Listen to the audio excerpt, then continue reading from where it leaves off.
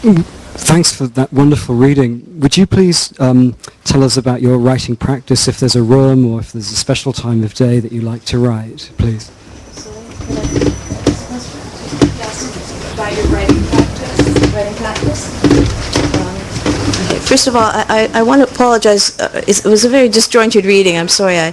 I wasn't filling in the gaps for and reading sort of from all over in the book, but so my apologies for that.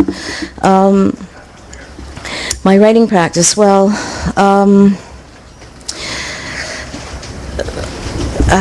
terribly, I have to say that because I now have 2 small children, I write from 1 until 5 in the morning. And, yeah, cover your ears and pretend you didn't hear it. There's, no way to compromise your life with your children, and there's no way to compromise your work, which requires a certain intensity of concentration, to say the least. And so then there's also, I think every parent knows this feeling that there's some part of your brain that is always concerned with what's going on. Are they okay? Are they climbing something? Are they, what's happening? And I think it's I think it's very important for that part of your brain to shut off. And when your children are asleep in bed, you know exactly where they are. They're safe, and you can enter your work completely. So that's what I do. Very exhausting. Hi, I've read the book, and I have a couple of questions. One is the 3 events that are focused on in the book that you mentioned. At what point did was a narrative suggested to you, particularly Avery and Jean? How did that come about? And then the second question was, and this is linked to how you composed Fugitive Pieces as well. It's comprised of fragments and sort of constructed in kind of a mosaic form, and I'm wondering how you came to that form for the construction of both books. Well, the first question, where do the characters come from, or how did they arise out of the material? Yeah, exactly. I mean, it seems like there's a lot of research in the book. I'm not sure, how did that come about, that interest in those 3 events? And, I mean, there's Ovid in there, there's Matisse in there, there's all of these other elements as well. So there's a lot of grounded history, art historical, architectural things.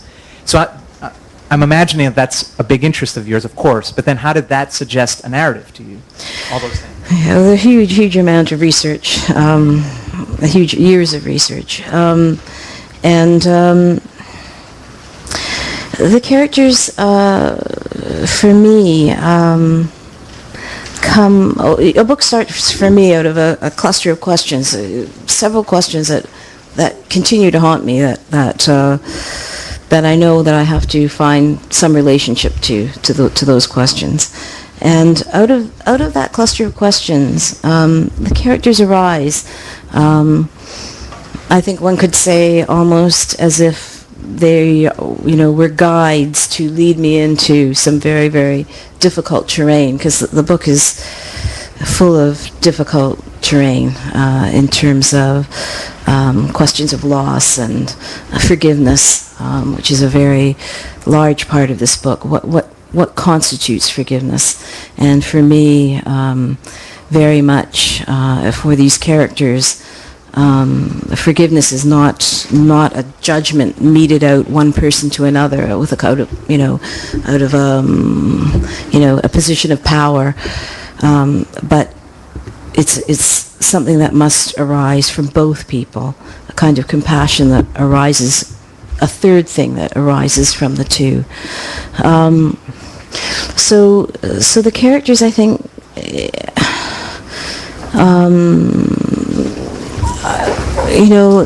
where a character comes from, that's a mysterious thing, and I think part of it is that they serve to guide me into the material.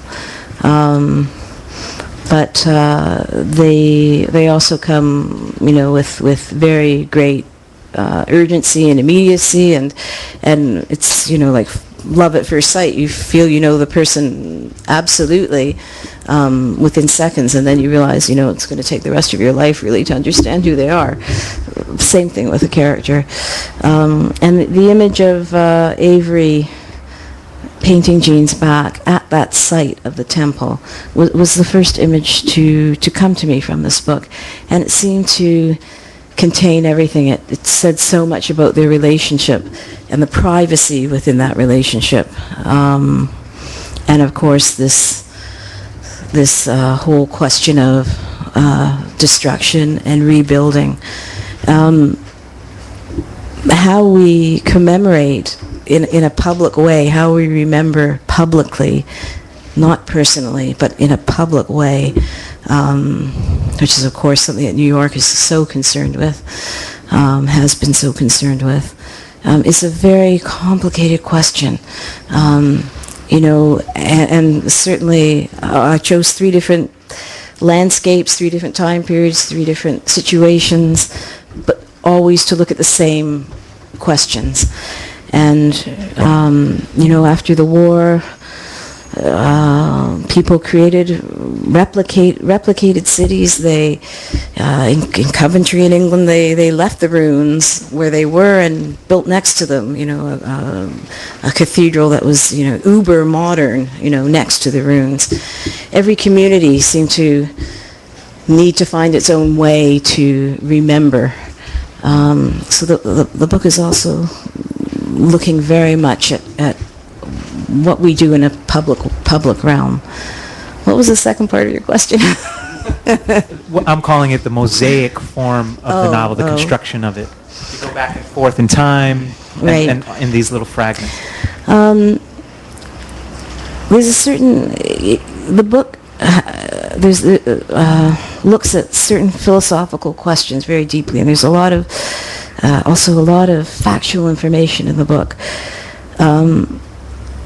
And there are situations where I wanted to bring the reader very, very, very close. In a way, I think of it myself as bringing the reader to that moment just before one wants to turn away.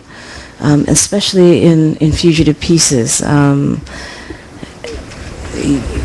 That book, in a way, could have been written in a very ugly language, in a very violent and brutal language. And I felt that was a kind of lie, because when you're dealing with the horror of certain historic events, to use that brutal language would be trying to make it seem as if you were able to actually recreate that horror or get close to that horror, which is not true. It's inexpressible. So rather than do that, I went at it from an entirely different way, with a very engaging language, hopefully, which leads the reader very close to that moment. And the fragmentation in that book has to do with the fact that it's a first-person narrative. It's someone remembering, 2 men remembering, and memory works that way, in a fragmented way. But there's also an intensity in that fragmentation, and it allows, I think, a place for the reader in the book. It's not prescribing so intensely in every move, it's not interpreting for the reader. The reader, it makes a place for the reader in the book to come to the book, to think about what's being, the questions that are arising, to think and to feel at the same time, because I don't think we could get at an abstraction that way, at an idea or an event, without thought and feeling being absolutely inextricably entwined.